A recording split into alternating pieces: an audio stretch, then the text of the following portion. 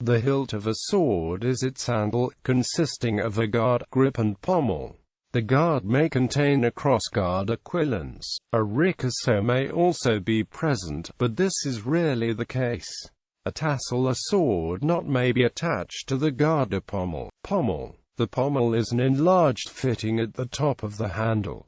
They were originally developed to prevent the sword slipping from the hand. From around the 11th century in Europe they became heavy enough to be a counterweight to the blade. This gave the sword a point of balance not too far from the hilt, allowing a more fluid fighting style. Depending on sword design and swordsmanship style, the pommel may also be used to strike the opponent. Pommels have appeared in a wide variety of shapes, including oblate spheroids, crestlets, discs, wheels, and animal or bird heads. They are often engraved or inlaid with various designs and occasionally gilt and mounted with jewels. Ewart Oakeshott introduced a system of classification of medieval pommel forms in his The Sword in the Age of Chivalry to stand alongside his blade. Typology. Oakeshott pommel types are enumerated with capital letters A, Z, with subtypes indicated by numerals.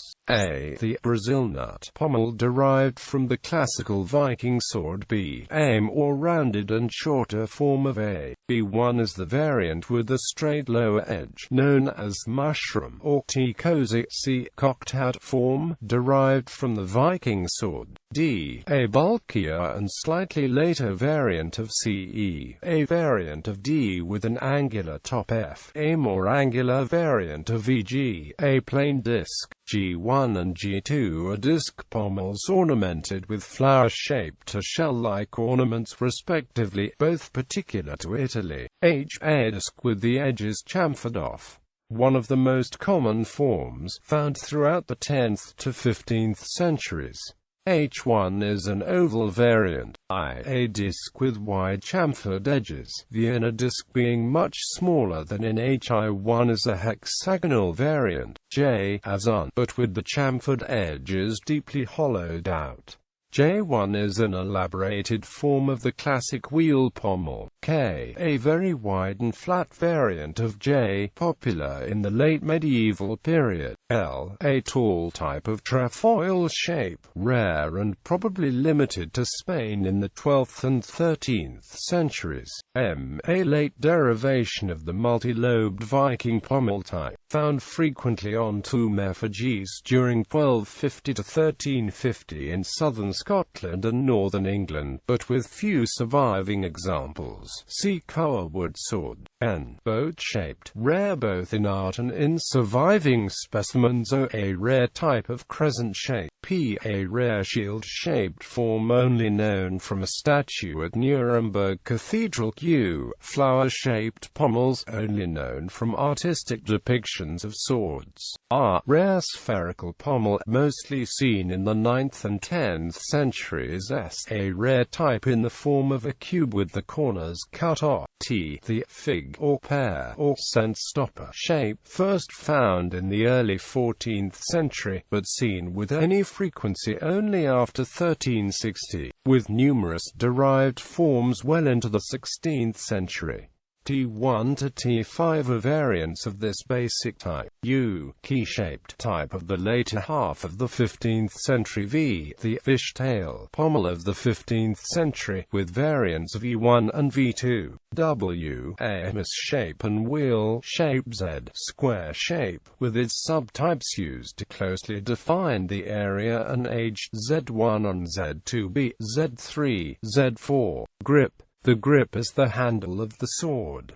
It was usually of wood or metal, and often covered with shagreen. Sharkskin proved to be the most durable in temperate climates but deteriorated in hot climates, and consequently rubber became popular in the latter half of the 19th century. Alternatively, many sword types opt for rayskin instead, referred to in katana construction as the same. Whatever material covered the grip, it was usually both glued on and held on with wire wrapped around it in a helix.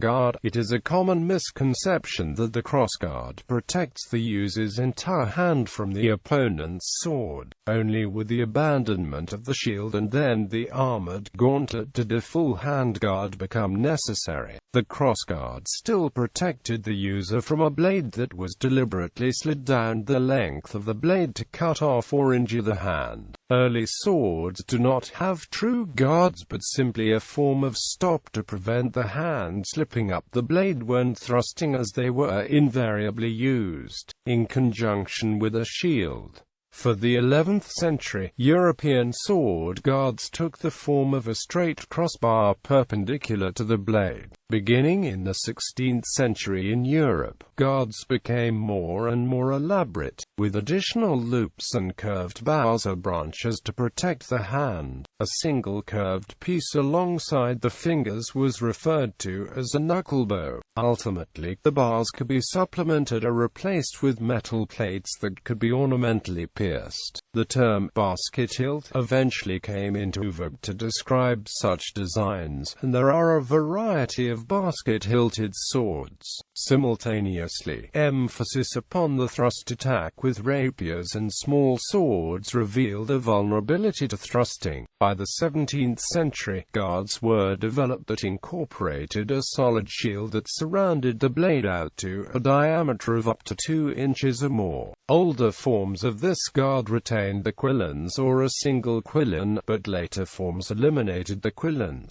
altogether being referred to as a cup hilt. This latter form is the basis of the guards of modern foils and acute acuties. Ricasso. The ricasso is a blunt section of blade just below the guard.